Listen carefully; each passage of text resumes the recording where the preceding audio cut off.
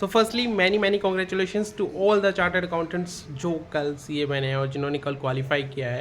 उन्होंने एक जंग जीती है लिटरली, उन्होंने एक जंग जीती है literally. You have won a war and you should celebrate it to the fullest of your life, because ये मोमेंट लाइफ में फर्स्ट एक ही बार आता है और अब दोबारा तो आएगा नहीं।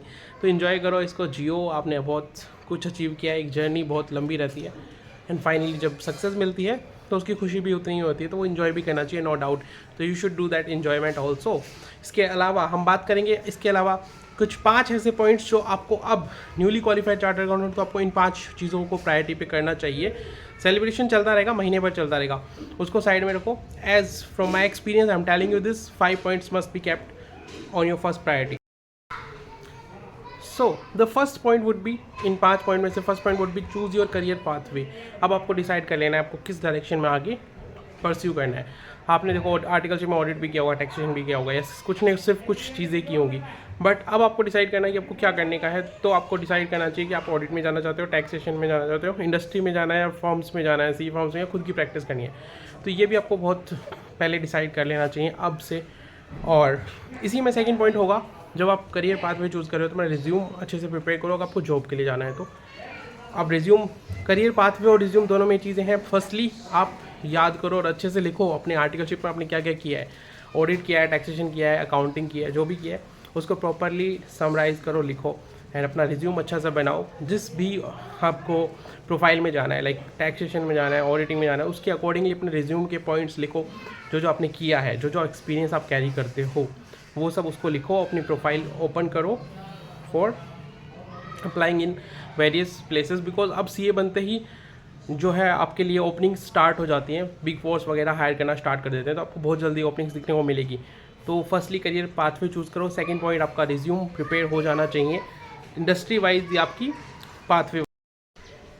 इसी सीरीज़ में थर्ड पॉइंट रहेगा आपका, आपको जो करना है, आपको करना है, आपने अप्लाई करना स्टार्ट करना है और आपको नेटवर्किंग करनी है। अपना लिंक्डइन अकाउंट एक्टिव करो, जो भी सीएज हैं, बिग फोर्स वगैरह में हैं, जहाँ भी आपको अपॉर्चुनिटी दिखती है उनके साथ कनेक्ट करो और ट्राई करो अपना रेफरल वगैरह लगवाने की। बिकॉज कैंपस के सहारे मत बैठना, ट्राई करना शुरू कर दो आज से ही अपना रिज्यूम वगैरह रेडी करके। बिकॉज कैंपस पे ज़्यादा भरोसे करने का कोई मतलब है नहीं, सेंस नहीं बनता, क्योंकि वो डिसअर्टन कर देता है कई बार। I don't want to like make you feel bad, but या उससे ज़्यादा होप्स मत रखना, उससे पहले जॉब मिल जाए तो बेस्ट है।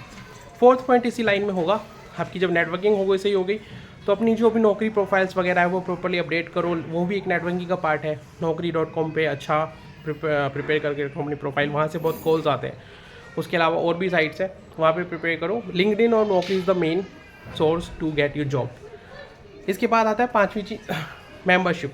मेंबरशिप के लिए आपको अप्लाई करना है, कब करना है, कोई फ़र्क नहीं पड़ता। देखो फ़र्क पड़ता है वो खाली जब आप जनवरी टाइम में पास होते हो। वो क्या होता है कि 1 साल की अगर फ़ीस बचानी होती है आपको, तो आप मार्च के बाद ले लो, अप्रैल में ले लो, तो वो बच जाती है।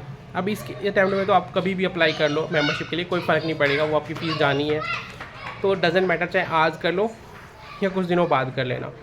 कैंपस में क्या मेंबरशिप की रिक्वायरमेंट होती है, कैंपस प्लेसमेंट में नहीं होती है। आपको एक टेंटेटिव डेट देनी होती है कि इस दिन से आप मेंबरशिप ले लोगे, तो that's all in campus side. तो उसके लिए मेंबरशिप की रिक्वायरमेंट नहीं है, बाकी आपकी मर्जी है, आप जब अप्लाई करना चाहो कर सकते हो। आपका कैंप जो कन्वोकेशन होता है वो इस पर डिपेंड करता है बहुत ज़्यादा कि आपने कब मेंबरशिप ली है। तो ये 5 पॉइंट्स मेरी साइड से, इन 5 चीज़ों का प्रायोरिटी पे करो और wish you all the very best. आपको किसी भी गाइडेंस, किसी भी डाउट हो, आप कमेंट कर सकते हो, मेरे को रीच आउट कर सकते हो, लिंक डिस्क्रिप्शन में है मेरे को रीच करने।